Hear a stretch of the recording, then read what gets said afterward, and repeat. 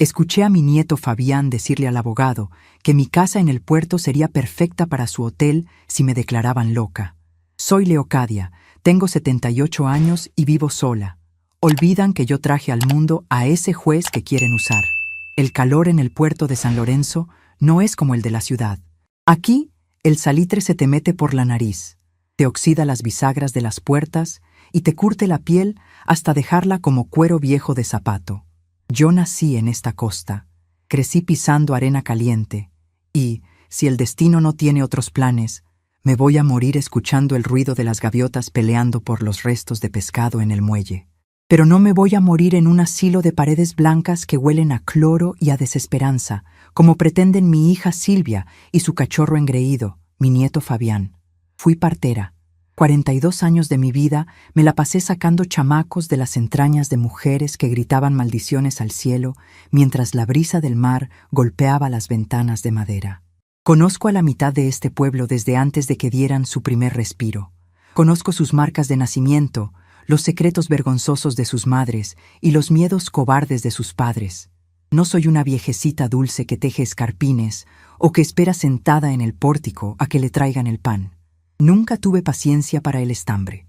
Mis manos, llenas de manchas y venas resaltadas, saben moler ruda, romero y albahaca en un mortero de piedra volcánica que pesa más que los remordimientos de un asesino. La mañana de este martes empezó como cualquier otra. Me levanté a las 5, cuando el cielo todavía era una mancha morada sobre el océano. Regué mis plantas en el patio interior, ese patio que Silvia tanto odia porque dice que parece una selva descuidada. Preparé mi desayuno y me senté a escuchar las noticias en una pequeña radio de transistores que tiene la antena doblada, pero que capta la señal mejor que cualquier aparato moderno.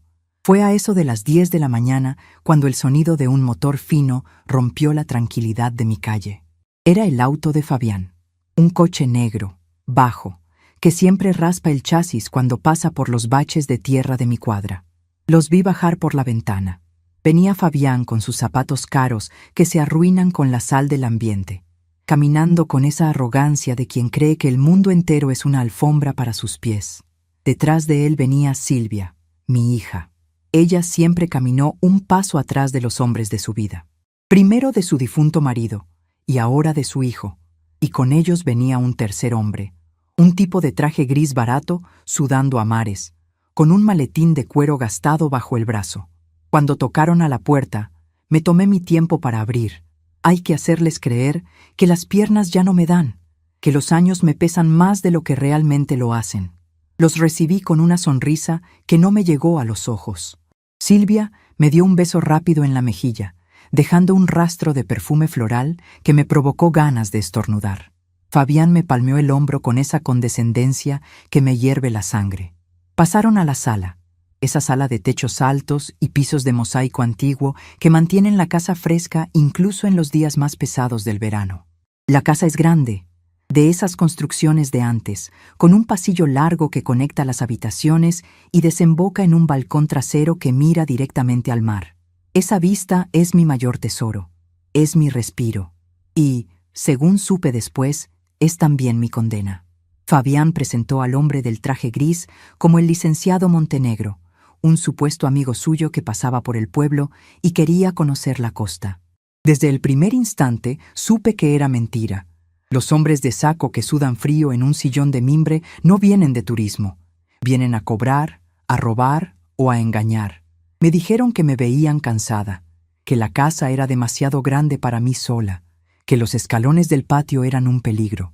Yo los escuchaba asentando con la cabeza, interpretando mi papel de anciana vulnerable. Les ofrecí café. Me levanté arrastrando un poco las pantuflas y me dirigí a la cocina. La cocina está separada de la sala por un arco y una puerta de vaivén de madera pesada. Entré y me puse a preparar la cafetera, pero tuve el cuidado de dejar la puerta entreabierta apenas un par de centímetros, lo suficiente para que el sonido se colara. Fabián pensó que el ruido del agua hirviendo y el tintineo de las tazas de cerámica iban a tapar su voz. Olvidó que una mujer que pasó 4 décadas escuchando los latidos débiles de los niños en el vientre materno tiene el oído más fino que un perro de caza. Me quedé quieta, apoyando las manos en el borde frío del fregadero de granito. Y entonces lo escuché. El abogado Montenegro habló primero, con voz rasposa. Dijo que los papeles del terreno estaban a mi nombre, sin gravámenes, limpios como el agua de la bahía. Luego habló Fabián. Su voz era rápida, ansiosa. Dijo que unos inversionistas de la capital estaban buscando terrenos frente al mar para construir un hotel boutique, que ofrecían una cantidad de dinero que marearía a cualquiera en este pueblo de pescadores. Que mi casa, por su ubicación y su tamaño, era el diamante de la corona. Silvia murmuró algo que no alcancé a entender al principio. Sonaba asustada. Luego levantó un poco la voz. Dijo que yo nunca iba a vender, que yo prefería prenderle fuego a la casa antes que dársela a unos extraños para que hicieran un hotel. Ahí fue cuando mi nieto soltó la frase que me partió el alma y me encendió la sangre al mismo tiempo. Dijo que no necesitaban que yo quisiera vender. Dijo que mi casa en el puerto sería perfecta para su hotel si me declaraban loca. El silencio en la cocina era absoluto. Solo el murmullo del agua empezando a hervir me acompañaba. Me apreté el estómago. Sentí un vacío helado, una punzada de traición que me cortó la respiración por un segundo. Mi propia hija. El niño que yo misma sostuve cuando nació y que no quería respirar hasta que le di unas palmadas en la espalda. El abogado Montenegro preguntó cómo pensaban lograrlo. Fabián lo tenía todo pensado. Recordó un incidente del mes pasado. Una tontería. Puse a calentar leche en una olla vieja y me fui al patio a cortar unas ramas de albahaca para un dolor de estómago. Me distraje persiguiendo a un gato callejero que se quería comer mis plantas y la leche se derramó y quemó el fondo de la olla. Hubo humo, claro. Los vecinos se alarmaron y vino un bombero jovencito a ver qué pasaba. No pasó a mayores, pero el chisme corrió por el pueblo. Fabián dijo que usarían eso, que argumentarían demencia senil, que Silvia, como mi única hija viva, pediría la tutela legal por mi propia seguridad, que argumentarían que yo era un peligro para mí misma y para los vecinos, que el humo de la olla quemada era la prueba de que mi mente ya no estaba en este mundo. Silvia, con su voz temblorosa de siempre, interrumpió. Dijo que el trámite de incapacidad no era fácil, que un juez tenía que revisarlo, que el juez local, el magistrado Vargas, me conocía de toda la vida y jamás iba a firmar un papel que dijera que yo estaba perdiendo la razón. Escuché la risa seca de mi nieto, una risa que sonó a monedas cayendo sobre una mesa de metal. Dijo que todos en este mundo tienen un precio y que el juez Vargas tenía deudas de juego en la capital. Que con un adelanto del dinero de los inversionistas, el juez firmaría que yo era un vegetal si se lo pedían. El plan era sencillo, frío y calculado. Declararme incompetente, conseguir la firma de Vargas, meterme en la residencia El Ocaso, un encierro de mala muerte en las afueras del pueblo, famoso por dopar a los viejos para que no den problemas. Vender la propiedad, demoler la casa donde nacieron 3 generaciones de mi familia y repartirse el dinero. Me quedé mirando la cafetera. El agua ya estaba hirviendo a borbotones. Cualquier otra mujer de mi edad, ante una traición de ese tamaño, se habría echado a llorar. Se habría desplomado en el suelo de baldosas, pidiendo explicaciones al cielo, preguntándose en qué falló como madre y como abuela. Pero yo soy Leocadia. Yo he visto a mujeres desangrarse en catres de madera y sobrevivir por pura fuerza de voluntad. Yo he cortado cordones umbilicales con tijeras de podar hervidas en alcohol durante las tormentas que cortaban la luz del pueblo entero. Yo no lloro. Yo observo, calculo y actúo. Apagué el fuego de la estufa. Me tomé un momento para respirar profundo, sintiendo el aire húmedo llenar mis pulmones. Me arreglé el delantal negro que llevaba puesto. Fui hasta la alacena, saqué las tazas buenas, las de porcelana que solo uso para las visitas, y serví el café con pulso firme. Luego, cambié mi postura. Encorvé un poco los hombros, dejé que un ligero temblor se apoderara de mis manos y fruncí el ceño, poniendo cara de confusión. Empujé la puerta de vaivén y entré a la sala haciendo sonar las tazas en la bandeja de madera. La conversación se cortó de tajo. Los 3 me miraron con esa mezcla de falsa amabilidad y culpa que se le pone en la cara a los mentirosos cuando los interrumpen. Les serví el café. A propósito, dejé caer un poco de líquido sobre el platito de Fabián. Me disculpé con una voz temblorosa, casi lastimera. Le dije a Silvia que últimamente las manos no me respondían bien, que a veces me olvidaba de dónde dejaba las llaves, que la cabeza me daba vueltas cuando me levantaba rápido. Fabián intercambió una mirada rápida con el abogado Montenegro. Fue una mirada de victoria. Se tragaron el anzuelo entero, hasta el fondo de la garganta. Se tomaron el café rápido, quemándose las lenguas por la prisa de salir de ahí. El abogado miraba su reloj cada 5 minutos. Fabián no paraba de mover la pierna, ansioso por cerrar su negocio. Silvia apenas y me miró a los ojos. Mantuvo la vista fija en los dibujos del piso de mosaico, cobarde hasta el final. Se despidieron con abrazos falsos. Fabián me besó la frente y me dijo que no me preocupara por nada, que ellos iban a cuidar de mí, que yo me merecía descansar. Los vi salir por la puerta de caoba vieja. Los vi subir al coche negro y alejarse levantando una nube de polvo que tardó varios minutos en asentarse. Cerré la puerta. Pasé el pasador de hierro. Me quedé en medio del pasillo, rodeada por el silencio de mi casa. El olor a sal y a humedad llenaba el aire. Caminé despacio, ya sin fingir ninguna cojera ni debilidad, hacia mi habitación. Abrí un baúl de madera de cedro que guardo a los pies de mi cama. Huele a naftalina y a recuerdos secos. Metí las manos al fondo, apartando algunas sábanas bordadas que nunca usé y un par de mantillas negras. Mis dedos encontraron lo que buscaban. Saqué un cuaderno grande. Es un cuaderno de contabilidad antiguo, de pastas de cuero grueso, oscuro, casi negro por el paso del tiempo y el roce de mis manos. Sus páginas están amarillentas y tienen los bordes gastados. Durante 42 años, no solo anoté en este cuaderno los nacimientos, el peso de las criaturas y las complicaciones de los partos, también anoté los favores. En los pueblos pequeños, los médicos de ciudad no quieren venir a ensuciarse los zapatos cuando hay emergencias a medianoche. Fui yo la que atendió el aborto clandestino de la esposa del alcalde antes de que se casaran. Fui yo la que le salvó la vida al jefe de policía cuando lo apuñalaron en una cantina de mala muerte y no quería que se hiciera público. Fui yo la que curó a escondidas a las amantes de los hombres más respetables de San Lorenzo. Y, por supuesto, fui yo la que trajo al mundo al juez Vargas. Conozco a ese hombre desde que era un pedazo de carne ensangrentada que no podía respirar por tener el cordón enredado en el cuello. Conozco a su madre.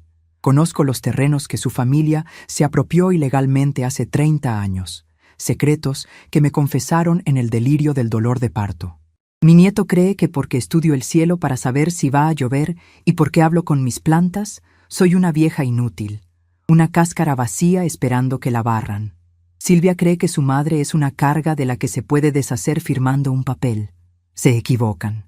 Creen que el poder en este mundo lo tienen los hombres de traje gris y las cuentas bancarias de la capital. Ignoran que el verdadero poder lo tiene la persona que conoce los cimientos podridos sobre los que construyeron sus vidas perfectas. Caminé hacia el patio interior. Me senté en mi silla de mimbre.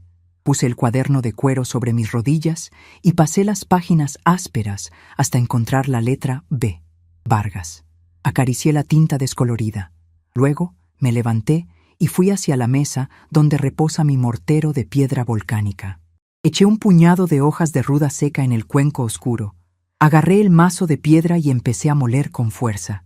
El sonido de la piedra golpeando contra la piedra resonó en el patio, constante, pesado y rítmico, como un tambor de guerra anunciando una batalla que mis enemigos ni siquiera saben que ya empezó. El olor acre de la ruda machacada inundó el patio interior, mezclándose con la brisa salada que siempre entraba por los ventanales. Dejé caer el mazo de piedra volcánica dentro del mortero con un golpe seco. El sonido rebotó en las paredes de azulejos desgastados. Me limpié las manos en el delantal negro y volví a posar la vista sobre mi cuaderno de contabilidad. Las páginas de cuero viejo estaban llenas de mi letra cursiva, una caligrafía firme que no ha temblado ni una sola vez en casi 8 décadas. Me quedé mirando la página correspondiente a noviembre de 1974. Aquella fue la noche en que el huracán Fina arrancó los techos de calamina de la mitad del pueblo de San Lorenzo. Fue también la noche en que doña Ernestina Vargas, retorciéndose en un catre empapado de sudor y sangre, creyó que se iba a morir dando a luz a su primer y único hijo. El miedo a la muerte tiene la extraña costumbre de aflojar las lenguas más apretadas. Entre gritos desgarradores y suplicando perdón a un Dios que no la escuchaba por el ruido del viento, Ernestina me confesó cómo ella y su marido habían falsificado las firmas de la viuda de Martínez para quedarse con las 20 hectáreas de tierra donde hoy se levanta la finca más próspera de la región. Yo le limpié la frente con un trapo húmedo, le dije que pujara con fuerza y le traje al mundo a su niño. Un niño gordo, morado por la falta de oxígeno, que lloró con la misma prepotencia con la que hoy dicta sentencias en el juzgado local. Arturo Vargas, el magistrado, el hombre que, según mi nieto Fabián, me iba a declarar incapacitada mental a cambio de un fajo de billetes para pagar sus deudas de juego. Cerré el cuaderno despacio. La encuadernación crujió como mis propias rodillas cuando hay humedad. Me levanté de la silla de mimbre y caminé por el pasillo largo de mi casa. Las baldosas de mosaico estaban frías bajo mis pies. Necesitaba hacer un recuento de mis recursos. Cuando una se prepara para la guerra, lo primero que debe saber es con qué armas cuenta. Fabián y el abogado Montenegro de traje gris barato creen que mi única defensa es la lástima. Creen que voy a buscar a un leguleyo de pueblo para que meta papeles en una oficina que huele a polvo y a burocracia. No entienden nada. Mi armería no está llena de leyes ni de apelaciones. Mi armería es este pueblo. Ser vieja en este mundo es como llevar puesta una capa de invisibilidad gruesa y pesada. Nadie te mira a los ojos. La gente joven asume que, porque caminas despacio y tienes la piel curtida como cuero de zapato, tu cerebro también se marchitó. Te hablan en voz alta, separando las sílabas, como si el paso de los años te hubiera vuelto idiota. Hablan de sus infidelidades, de sus robos y de sus miserias delante de ti, sirviéndose una taza de té en tu propia sala, convencidos de que no entiendes lo que dicen o de que lo olvidarás al día siguiente. Esa invisibilidad es mi mayor privilegio. Durante años he sido la vieja Leocadia, la expartera excéntrica que habla con las plantas de su patio, que escucha radionovelas y que prepara ungüentos para el dolor de reumas. Me han subestimado tanto que me han entregado las llaves de sus vidas sin darse cuenta. Llegué a la sala y me detuve frente a un espejo de marco ovalado que cuelga sobre la consola de caoba. Observé mi reflejo. Pelo blanco recogido en un moño apretado, arrugas profundas alrededor de la boca, ojos negros que no han perdido el brillo de la malicia. Pensé en Silvia, mi hija. Recordé su mirada cobarde clavada en el piso de la cocina mientras Fabián planeaba mi encierro en la residencia El Ocaso. Cualquier madre normal se estaría ahogando en lágrimas, preguntándose dónde se equivocó en la crianza. Pero yo he visto parir a demasiadas mujeres como para idealizar la maternidad. A veces das a luz a un ser humano valiente y a veces das a luz a una sombra. Silvia siempre fue una sombra. Buscó refugio en la autoridad de su marido y cuando él murió, se arrastró bajo la sombra de su hijo. Fabián es el monstruo que ella alimentó con sus silencios. No siento pena por ellos. Siento una claridad fría y cortante, la misma claridad que sentía cuando tenía que meter las manos en un vientre para voltear a una criatura que venía de nalgas y salvarle la vida a la madre. El plan de Fabián era sencillo: usar el incidente de la olla de leche quemada para demostrar mi demencia, sobornar a Vargas para acelerar la tutela, encerrarme, vender la casa a los inversionistas de la capital y repartirse el botín. Mi plan debía ser igual de preciso, pero completamente invisible. Lo primero era proteger la artillería pesada.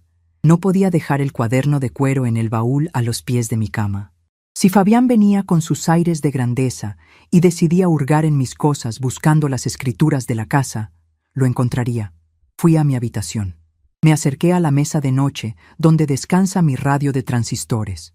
Es una radio grande, de caja de madera, de esas antiguas que funcionan con baterías del tamaño de un puño.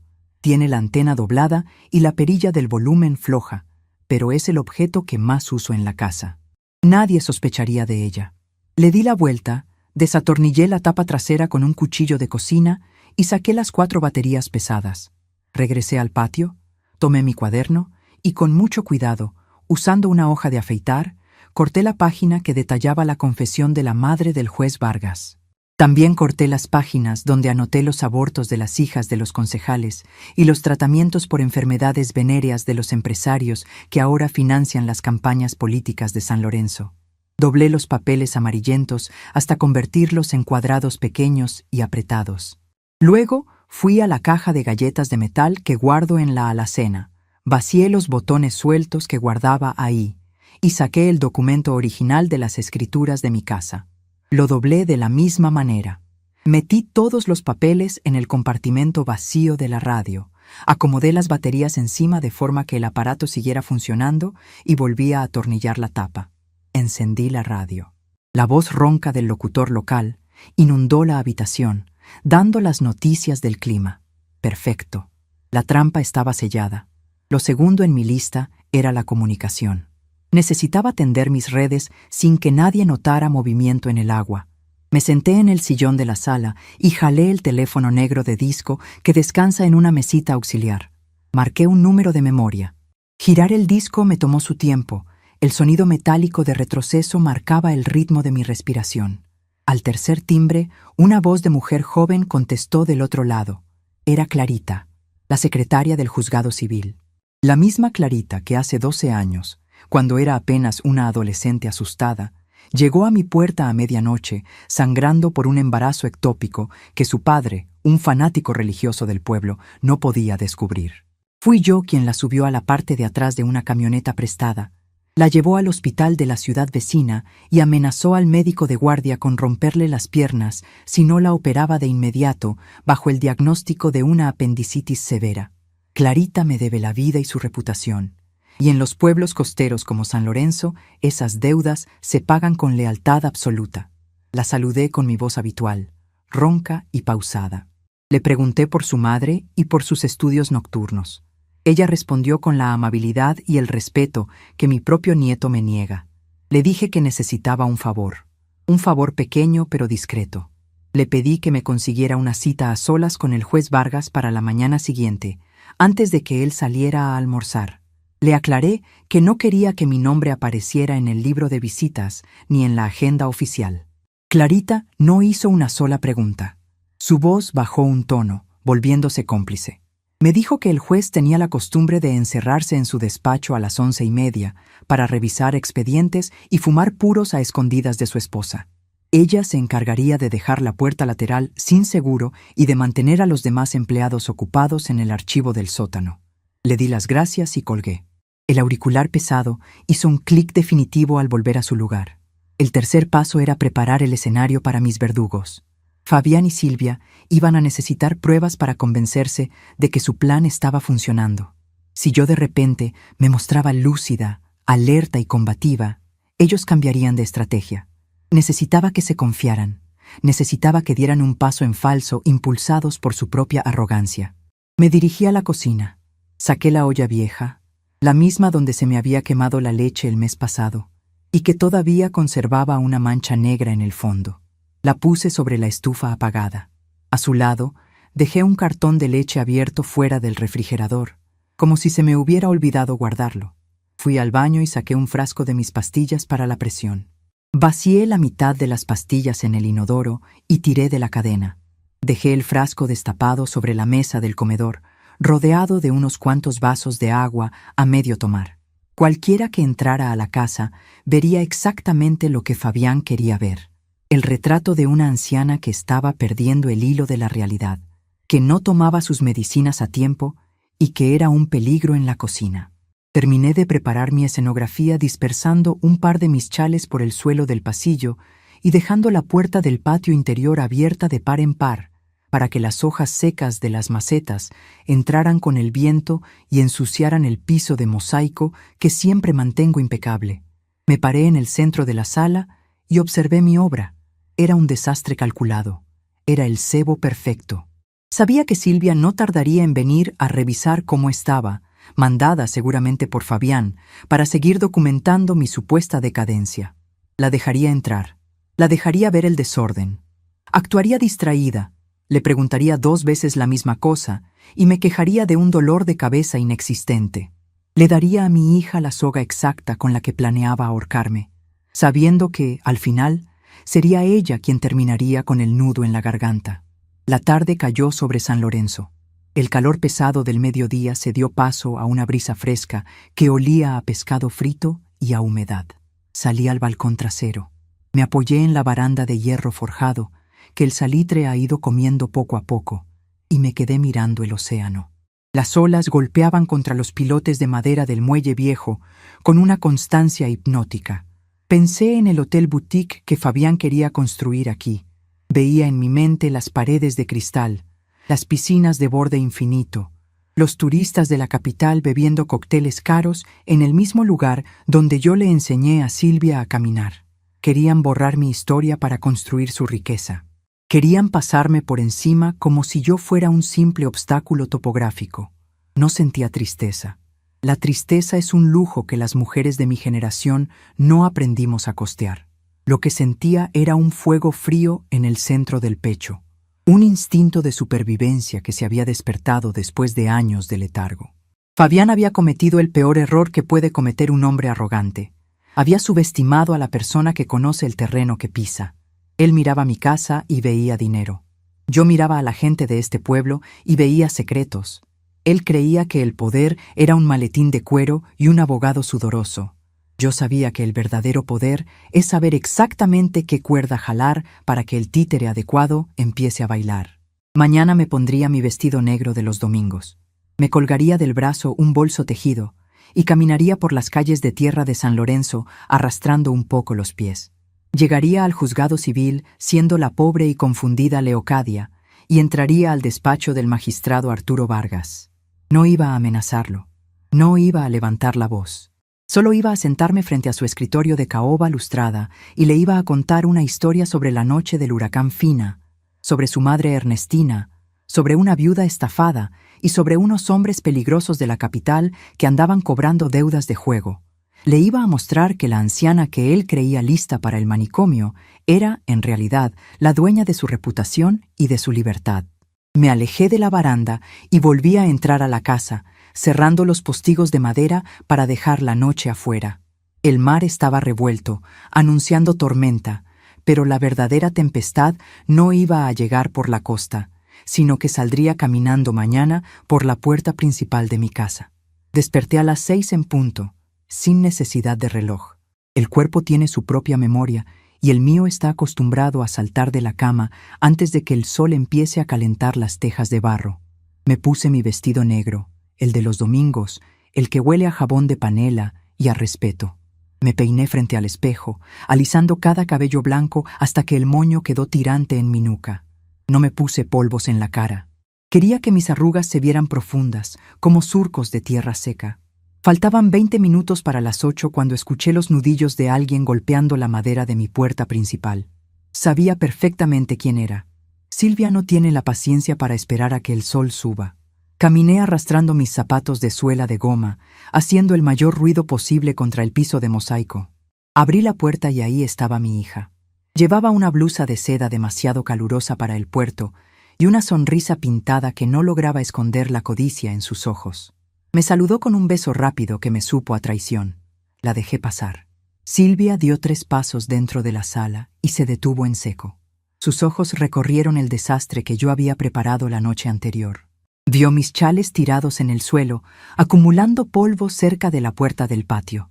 Vio las hojas secas que el viento había metido a la casa. Su mirada de águila carroñera se desvió hacia la mesa del comedor, donde el frasco de pastillas para la presión estaba destapado y vacío. Me hice la desentendida. Empecé a caminar hacia la cocina murmurando cosas sin sentido sobre un gato que no existía.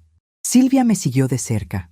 Cuando llegamos, vio la olla con la mancha negra en el fondo y el cartón de leche abierto echándose a perder sobre la barra de azulejos. Pude ver cómo se le iluminaba la cara. Era la expresión de un jugador de cartas que acaba de sacar el as que le faltaba.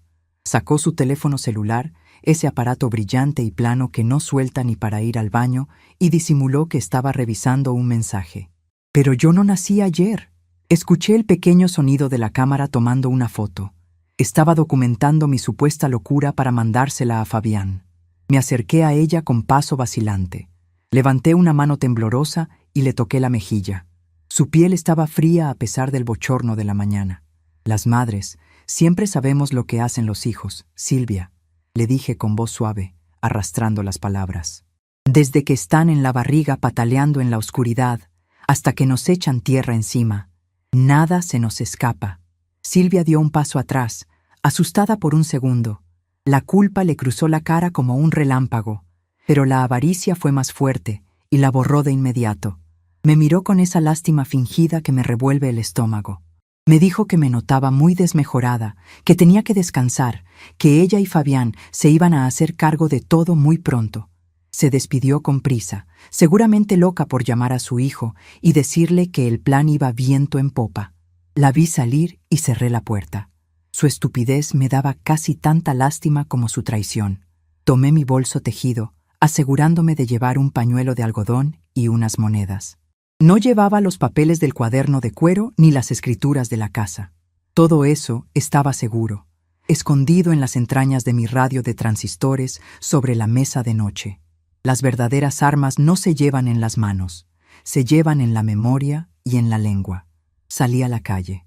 El calor de San Lorenzo ya empezaba a derretir el alquitrán de las esquinas parchadas.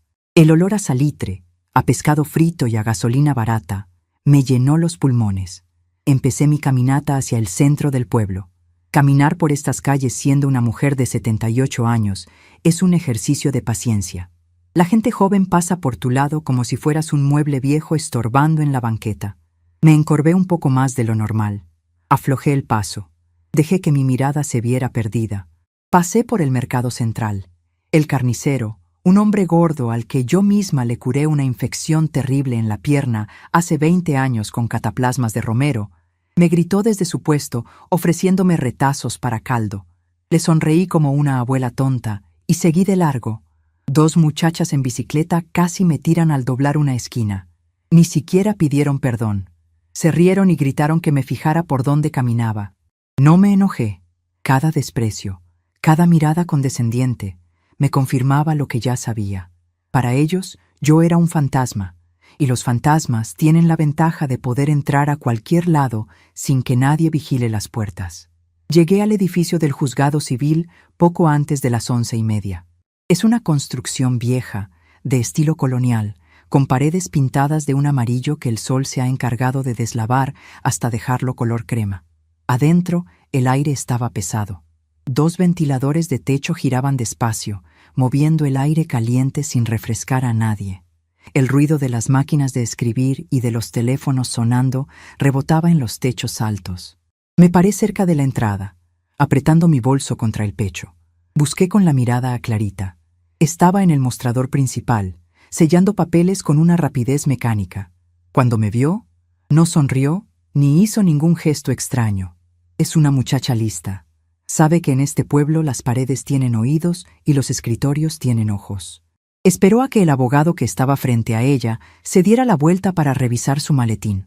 Entonces, Clarita me miró directamente y levantó la voz lo suficiente para que la escucharan los que estaban cerca. «Doña Leocadia, buenos días. El baño público está fuera de servicio, pero puede usar el de los empleados. Es por el pasillo a la derecha, la última puerta antes del archivo». Asentí con la cabeza, poniendo cara de agradecimiento infinito. Empecé a caminar por el pasillo estrecho. La luz aquí era más tenue. Pasé frente al baño de empleados y seguí caminando hacia el fondo. Había una puerta de madera oscura, pesada, con una placa dorada que decía «Magistrado Arturo Vargas». A un lado había una puerta más pequeña, sin letrero. Era la entrada lateral, la que usan para meter el café y los expedientes confidenciales. Empujé la perilla de metal. Clarita había cumplido su palabra. La puerta cedió sin hacer ruido. Entré a un pequeño cuarto de servicio lleno de cajas de cartón y carpetas apiladas. Olía a papel viejo y a tabaco barato. Frente a mí, otra puerta conectaba directamente con el despacho principal del juez. Podía escuchar el sonido de las hojas al pasar y la respiración pesada de un hombre que no hace ejercicio. Abrí la puerta de golpe, sin tocar. El magistrado Arturo Vargas estaba sentado detrás de un escritorio de caoba inmenso. Era un hombre gordo, con la cara roja y brillante por el sudor. Tenía la corbata aflojada y un puro a medio fumar en la mano derecha. Cuando me vio entrar por la puerta lateral, dio un brinco en su silla de cuero que hizo rechinar los resortes. —¿Pero qué diablos? —balbuceó, soltando el puro sobre un cenicero de cristal. —¿Qué hace usted aquí adentro, señora? Esta es una oficina privada. Cerré la puerta a mis espaldas y pasé el seguro de metal con un chasquido firme. Me di la vuelta y lo miré a los ojos. Ya no había rastro de la anciana temblorosa que había caminado por el mercado. Enderecé la espalda. Mis hombros volvieron a su lugar. Mi mirada se clavó en la suya con la misma intensidad con la que se mira a un perro rabioso antes de domarlo. Caminé hacia el escritorio y me senté en la silla de visitas sin pedir permiso. Puse mi bolso tejido sobre mis rodillas. «Apaga ese puro, Arturo», le ordené, con una voz que no dejaba espacio para la discusión. «Tienes los mismos pulmones débiles que tu difunta madre y el humo me molesta la garganta». Vargas se quedó con la boca abierta. Su cara pasó del rojo al morado. Estaba acostumbrado a que la gente del pueblo entrara a su oficina agachando la cabeza y llamándolo «su señoría». «Mire, doña Leocadia, le tengo mucho respeto por sus años, pero no puede entrar aquí a darme órdenes. Salga ahora mismo o llamo a los guardias». Llevó una mano regordeta hacia el teléfono de su escritorio. Yo no me moví, ni siquiera parpadeé. «Levanta ese teléfono y mañana todo San Lorenzo sabrá lo que pasó la noche del huracán Fina, en noviembre de 1974. La mano de Vargas se congeló a 2 centímetros del auricular. Sus ojos se abrieron de par en par. El silencio en la oficina se volvió tan pesado que casi se podía masticar. El ventilador de techo seguía girando, haciendo un ruido monótono y sordo. «¿De qué está hablando?», preguntó, con un hilo de voz que intentaba sonar firme, pero que temblaba en las esquinas. Me acomodé en la silla. Junté las manos sobre mi regazo y empecé a hablar despacio, saboreando cada palabra. «Hablo de tu madre, Ernestina. Hablo de una noche de lluvia y viento, donde los techos volaban como hojas de papel. Hablo de un catre manchado de sangre y de una mujer que pensaba que se iba a pudrir en el infierno por lo que había hecho. Yo estaba ahí, Arturo. Yo te saqué de sus entrañas cuando te estabas ahogando con tu propio cordón, y antes de que dieras tu primer grito en este mundo, tu madre me escupió todos sus pecados». Vargas tragó saliva con dificultad. Se dejó caer lentamente contra el respaldo de su silla. «Yo sé todo sobre las 20 hectáreas de la finca donde vives, Arturo», continué, bajando el tono de voz hasta convertirlo en un susurro afilado. «Sé cómo tu padre falsificó las firmas de la viuda de Martínez. Sé a qué notario le pagaron para alterar los registros. Sé dónde enterraron los documentos originales para que nadie los encontrara. Lo tengo todo anotado en un cuaderno de contabilidad que está muy bien escondido. Un cuaderno que, si a mí me pasa algo, o si yo termino encerrada en un asilo, va a llegar directamente a las manos del gobernador en la capital». El juez empezó a sudar a mares. Sacó un pañuelo arrugado de la bolsa de su pantalón y se secó la frente. Toda su arrogancia de magistrado se había escurrido por el piso de madera de su oficina. Ahora solo era un niño asustado frente a la partera que le conocía las miserias. «Eso fue hace mucho tiempo», intentó defenderse, casi suplicando. «Son historias de viejas, nadie le creería. Los delitos prescriben». Solté una risa corta y seca, una risa que no tenía nada de alegría. En los tribunales tal vez, pero en los pueblos la vergüenza no prescribe nunca. Si esa historia sale a la luz, perderás tu puesto, perderás la finca, y lo más importante, Arturo, perderás tu forma de pagar. Esas deudas de juego que te tienen con el agua hasta el cuello en la capital. Sé muy bien a quién le debes, Arturo, y esa gente de la ciudad no manda citatorios formales cuando quiere cobrar. Esa gente manda cobradores que te rompen las rodillas y te quitan hasta la camisa. Si la historia de tu finca robada llega a oídos del gobernador, te van a quitar tu puesto de magistrado. Y sin tu sueldo y sin tu poder, vas a ser un pedazo de carne tirado en la calle para esos perros hambrientos». El magistrado Vargas se desinfló en su silla como un globo viejo. El color morado de su cara desapareció, dejando paso a una palidez de cera, de esas que solo le he visto a los muertos cuando ya llevan un par de horas en la plancha. Abrió la boca para decir algo, pero no le salió la voz. Sus ojos saltones me miraban con terror puro. Era el mismo terror que debió sentir su madre aquella noche de huracán. Me incliné un poco hacia adelante, apoyando mis manos nudosas sobre el borde de su escritorio de caoba. No te voy a pedir dinero, Arturo. Yo no soy una extorsionadora vulgar como los de traje gris que andan rondando por ahí, le dije, bajando la voz hasta convertirla en un murmullo frío. Lo único que quiero de ti es que hagas tu trabajo, pero lo vas a hacer exactamente como yo te lo diga. Vargas asintió con la cabeza, tragando saliva con tanto esfuerzo que se le marcó la nuez en la garganta gruesa. Lo que usted mande, doña Leocadia, lo que usted mande.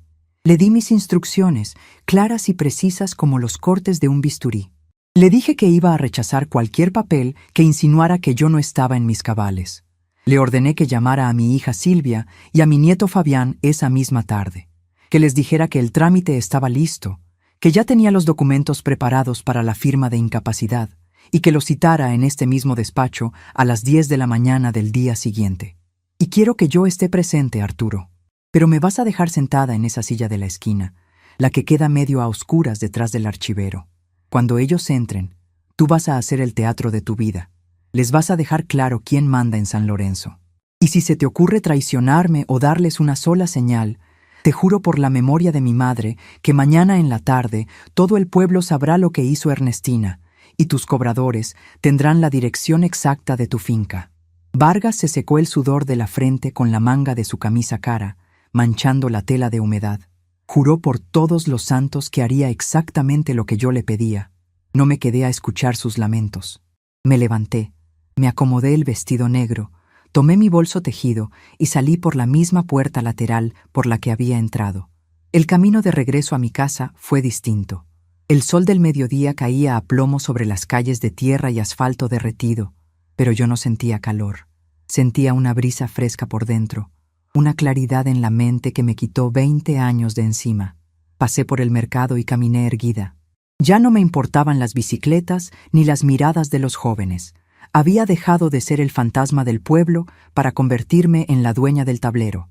Esa noche dormí como no lo hacía en años, sin dolores en las articulaciones, sin sobresaltos. Me arrulló el sonido del mar golpeando contra los pilotes de madera del muelle viejo. Pensé en Silvia y en Fabián.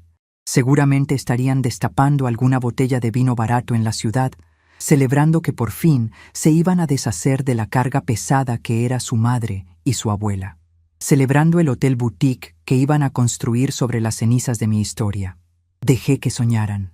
El golpe siempre duele más cuando te caes desde lo más alto de tu propia arrogancia. La mañana siguiente amaneció nublada, con ese olor a mar de fondo que avisa que la marea va a estar brava. Me vestí con calma. Me puse una blusa de algodón blanco, impecable, y una falda oscura. Me peiné el cabello hacia atrás, pero esta vez no me encorvé frente al espejo. Me miré a los ojos y vi a la partera que había sacado a la mitad de San Lorenzo de la oscuridad. Llegué al juzgado a las 9:30. Clarita me estaba esperando en la puerta trasera, la que da al callejón de los basureros. Me saludó con una sonrisa cómplice y me guió por los pasillos vacíos hasta el despacho del magistrado. Vargas ya estaba ahí. Llevaba el saco puesto y la corbata bien anudada, pero las ojeras le llegaban hasta los pómulos. Seguramente no había pegado el ojo en toda la noche. Al verme entrar, se puso de pie de un salto, como un soldado raso frente a un general. Le hice una señal con la mano para que se sentara y me fui directo a la silla que le había indicado el día anterior. Era un asiento de cuero pesado, ubicado en un rincón donde la luz de la ventana no llegaba del todo. Desde ahí podía ver perfectamente la puerta, el escritorio y los rostros de quienes entraran, pero yo quedaba envuelta en las sombras. A las 10 en punto, la puerta principal del despacho se abrió de par en par. Entró mi nieto Fabián, caminando como si fuera el dueño del edificio. Llevaba unos pantalones de lino claro y una camisa abierta en el pecho, luciendo una cadena de oro delgada que brillaba con el poco sol que entraba por la ventana. Detrás de él venía el abogado Montenegro, apretando su maletín gastado contra el cuerpo, sudando igual que la primera vez que lo vi. Y al final entró Silvia. Mi hija llevaba un vestido elegante y miraba hacia todos lados con esa mezcla de superioridad y nerviosismo que siempre la ha caracterizado. Ninguno de los tres me vio. Sus ojos estaban clavados en el magistrado y en los papeles que descansaban sobre el escritorio de caoba. «Magistrado Vargas, qué gusto saludarlo», dijo Fabián, extendiendo una mano que Vargas tardó un segundo de más en estrechar. «Venimos por lo que acordamos por teléfono. Supongo que los trámites para la tutela de mi abuela ya están listos. Queremos hacer esto rápido y sin dolor, por el bien de ella, claro está». Vargas carraspeó. Se acomodó los lentes sobre la nariz y miró a Fabián con una dureza que, de no saber yo la verdad, hasta me habría parecido genuina. «Tomen asiento, por favor», indicó el juez con voz ronca. Los tres se sentaron en las sillas frente al escritorio, dándome la espalda. Yo no hacía ruido. Mi respiración era lenta, pausada. Era como observar a 3 ratones metiéndose solitos en la trampa, atraídos por el olor del queso fresco. «Licenciado Montenegro», empezó Vargas, dirigiendo su mirada al hombre del traje gris. «Revisé la documentación que usted ingresó ayer por la tarde. El informe sobre el incidente de la olla quemada, las fotografías del supuesto desorden en la casa de la señora Leocadia y la petición formal de incapacidad firmada por la señora Silvia.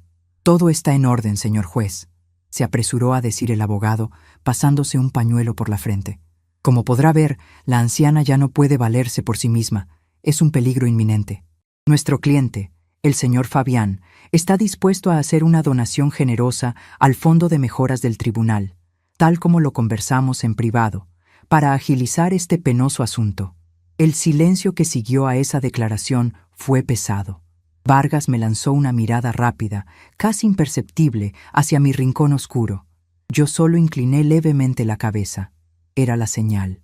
El juez agarró la carpeta manila que tenía frente a él, la levantó a la altura de su pecho y con un movimiento brusco la dejó caer de golpe contra la madera del escritorio. El ruido resonó en el despacho como un disparo. Silvia dio un respingo en su silla.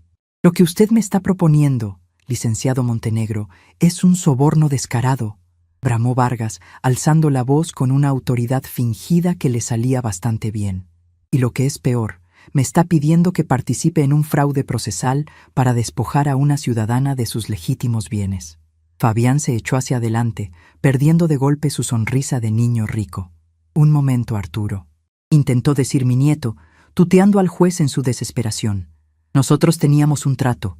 Sabes perfectamente que hay inversionistas esperando. Ese terreno vale millones. Tú tienes deudas, yo tengo la solución.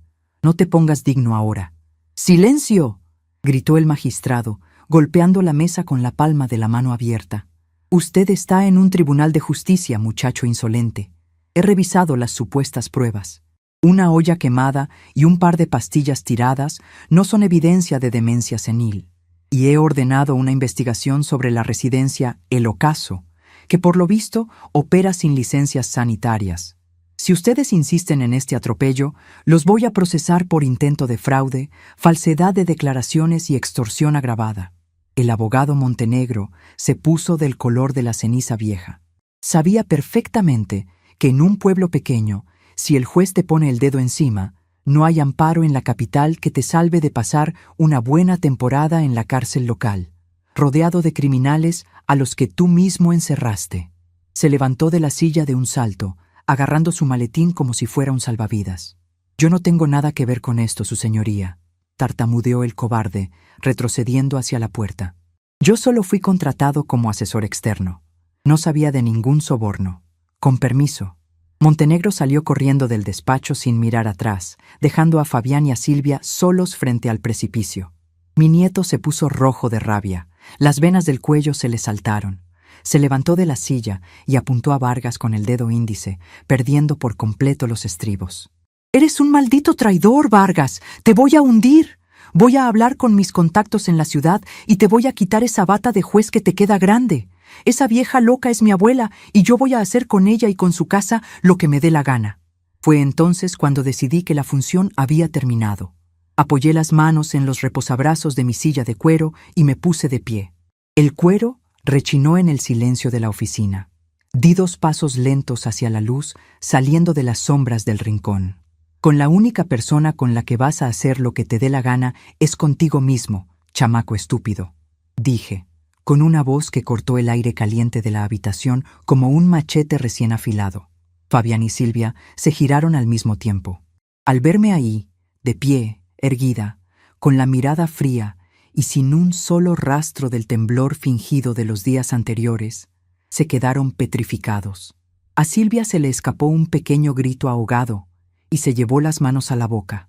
Caminé despacio hacia ellos. Mis zapatos sonaban contra el piso de madera del despacho con un ritmo constante. Me paré justo frente a mi nieto. Era más alto que yo, por supuesto, pero en ese momento Fabián parecía un niño asustado al que acaban de atrapar robando pan. «¿Qué pasa, Fabián?», le pregunté, clavando mis ojos negros en los suyos. «¿Te sorprende ver a la vieja loca de pie? ¿Creíste que con unas fotos de un frasco de pastillas vacío y una olla sucia ibas a borrar 42 años de respeto en este pueblo? ¿Creíste que podías venir a mi casa, tomarte mi café y planear mi entierro en vida frente a mis propias narices? Abuela, nosotros solo queríamos lo mejor para ti», balbuceó retrocediendo un paso, chocando contra el borde del escritorio del juez. Solté una carcajada seca, sin alegría, que hizo eco en las paredes del despacho. «No me insultes con tus mentiras. Lo escuché todo desde la cocina, pedazo de canalla. Escuché cómo planeabas doparme en esa posilga de asilo para venderle mi tierra a tus amiguitos de la ciudad». Me giré lentamente hacia Silvia. Mi hija estaba temblando en su silla. Las lágrimas le corrían por las mejillas, arruinándole el maquillaje caro, pero no había arrepentimiento en sus ojos, solo el terror absoluto de haber sido descubierta. «¿Y tú, Silvia?», le dije, y cada palabra me sabía a hierro en la boca. Mi propia sangre. La niña a la que le curé las rodillas raspadas en el patio de esa misma casa que querías destruir. Fuiste cobarde con tu marido, eres cobarde con tu hijo, y quisiste ser cobarde conmigo. Pensaste que firmar un papel te iba a lavar las manos. «Mamá, por favor, perdóname». Fabián me convenció. Me dijo que estabas perdiendo la cabeza, que era por tu seguridad. Lloriqueó, estirando una mano temblorosa para intentar tocarme el brazo. Di un manotazo en el aire, apartando su mano antes de que me rozara. «A mí no me toques», le advertí con un tono tan bajo y peligroso que la hizo encogerse en la silla.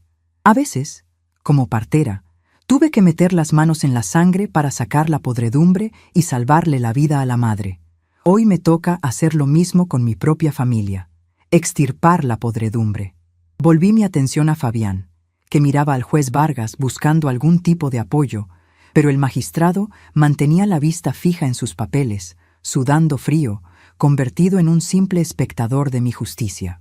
«Escúchame bien, Fabián, y grábate esto en la cabeza hueca que tienes», dije, acercándome a él hasta que pude oler su loción cara mezclada con el sudor del miedo. «Si vuelves a pisar San Lorenzo, si veo tu coche negro pasar a 3 cuadras de mi casa, o si me entero de que intentas mover un solo papel a mis espaldas, le pediré al magistrado Vargas que emita una orden de aprehensión en tu contra por extorsión y fraude. Y te aseguro que en la cárcel de este puerto, a los niños finos de la capital no les va nada bien». Fabián tragó saliva. Toda su prepotencia, todos sus aires de empresario exitoso, se habían desmoronado bajo el peso de su propia estupidez. No dijo nada. Asintió levemente con la cabeza mirando el piso, derrotado por completo. «Y en cuanto a ti, Silvia», continué, sin mirarla directamente, porque ya no soportaba ver la cobardía en su rostro. «La puerta de mi casa está cerrada para ti. Las escrituras de la propiedad ya están resguardadas. Cuando yo me muera, esa casa pasará a ser un dispensario médico para las mujeres del puerto. Ustedes no van a ver ni un solo centavo de mi esfuerzo. Estás muerta para mí en vida, igual que tú me querías enterrar a mí». El llanto de Silvia se volvió más ruidoso, un lamento patético que me llenó los oídos, pero no me tocó el corazón. Miré al juez Vargas.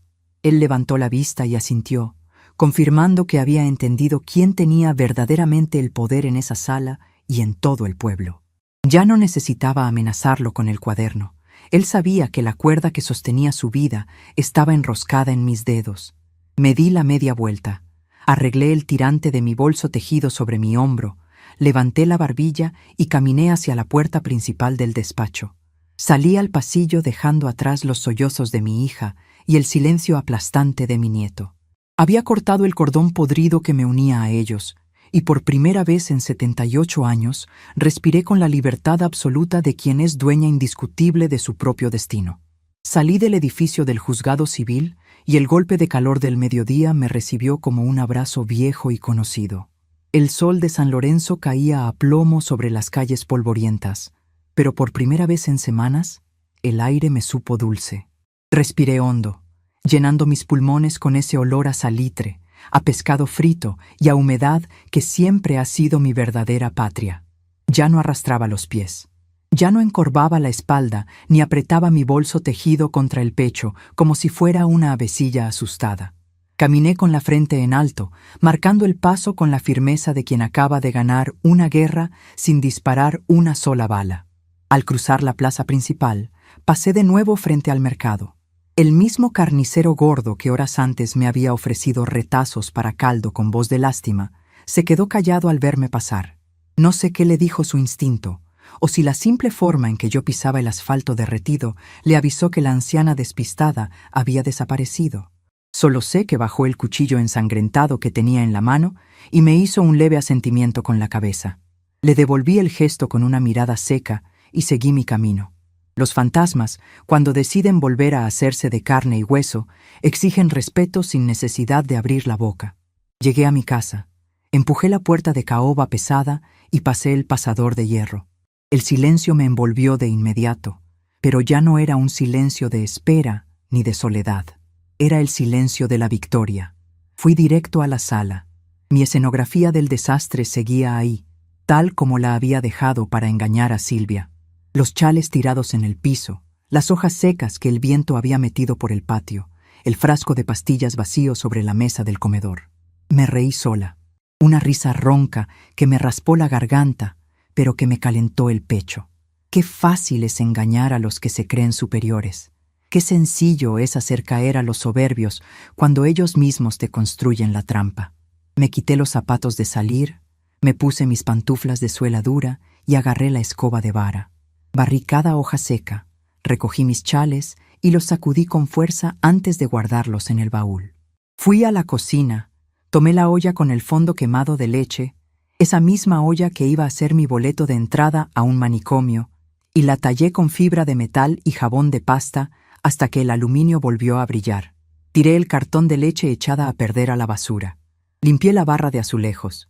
Borré cualquier rastro de debilidad de mi casa, igual que acababa de borrar a mi familia de mi vida. Esa tarde me preparé un café negro, fuerte, sin azúcar, y me senté en mi silla de mimbre en el patio interior. Miré mis plantas, la ruda, el romero, la albahaca, todas verdes, todas vivas porque yo me encargo de arrancarles las hojas marchitas para que no le roben la fuerza a los tallos sanos. Así es la naturaleza y así tiene que ser la vida. Cualquiera en el pueblo diría que una madre no puede hacerle eso a su propia hija. Las mujeres de mi generación fuimos criadas con la mentira de que la sangre es una cadena sagrada que tienes que arrastrar hasta la tumba, sin importar cuánto te lastime. Te dicen que tienes que perdonar los desprecios, los robos y las traiciones, solo porque salieron de tus entrañas. Pero yo pasé 42 años sacando criaturas de las barrigas de otras mujeres.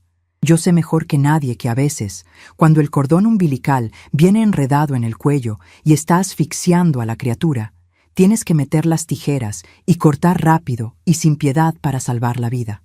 Eso fue lo que hice en el despacho del juez. Corté el cordón podrido que me unía a Silvia y a su cachorro engreído. Y no sentí ni una sola gota de remordimiento. Sentí paz. Pasaron 3 días sin que el teléfono negro de disco sonara una sola vez. Ninguna llamada de disculpa, ningún intento de negociación. Fabián debió regresar a la capital con el rabo entre las piernas, aterrorizado por la amenaza de la cárcel, y Silvia debió encerrarse en su casa a llorar su derrota. Mejor así. El jueves por la mañana, la verdadera transformación de mi vida empezó a tomar forma. No me iba a quedar de brazos cruzados, esperando a que el tiempo me consumiera. Había lanzado una promesa en la oficina de Vargas, y yo soy una mujer de palabra. Llamé a Jimena, una abogada joven del pueblo. Yo la vi nacer en una noche de tormenta eléctrica hace 30 años, y sabía que era una mujer derecha, sin los vicios de los licenciados de traje gris que sudan en los sillones. Jimena llegó a mi casa con una libreta de notas y un respeto genuino en los ojos. Nos sentamos en el comedor y le expliqué mi plan.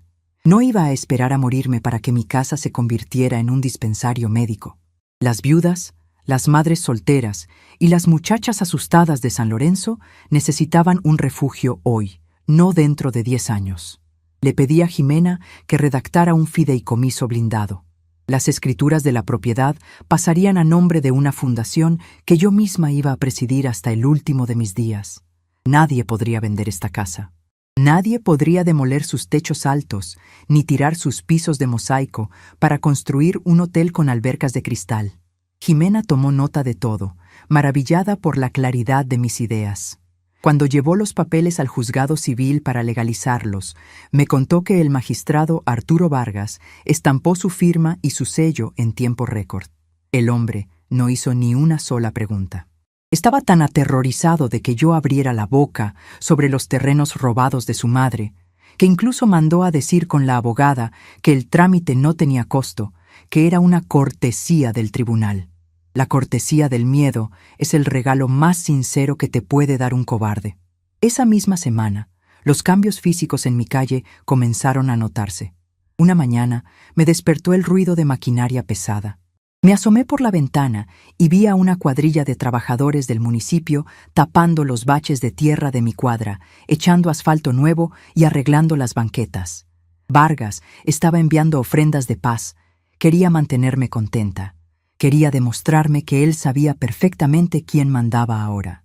Los vecinos salieron a mirar, sorprendidos porque llevaban 15 años pidiendo que arreglaran esa calle sin que nadie les hiciera caso. Yo solo cerré la cortina y me fui a regar mis helechos. Para el final del mes, la parte delantera de mi casa ya estaba transformada. Vacié la sala grande y la habitación de invitados. Vendí los muebles viejos que no usaba, y con mis propios ahorros compré 2 camillas de examinación, vitrinas de metal para medicinas y sillas cómodas para la sala de espera. Contraté a un médico joven que acababa de llegar al pueblo, un muchacho con ganas de trabajar y sin ínfulas de grandeza, y a un par de enfermeras locales. El refugio de San Lorenzo abrió sus puertas un martes. No hubo corte de listón ni discursos políticos. Simplemente abrimos la puerta pesada de madera y dejamos que las mujeres entraran. Fue como si el pueblo entero hubiera estado aguantando la respiración y de repente pudiera volver a jalar aire. Llegaron muchachas pidiendo pastillas para no llenarse de hijos antes de los 20 años.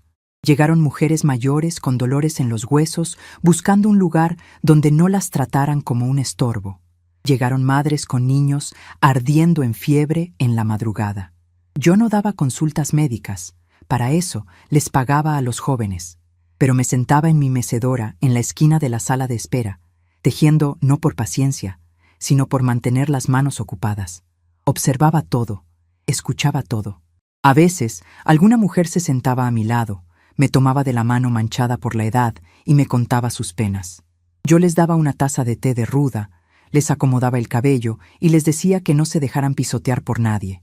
Les enseñaba, con pocas palabras, que el miedo es una ilusión que se rompe cuando una decide pararse derecha. El chisme en los pueblos pequeños tiene alas más rápidas que las gaviotas del puerto.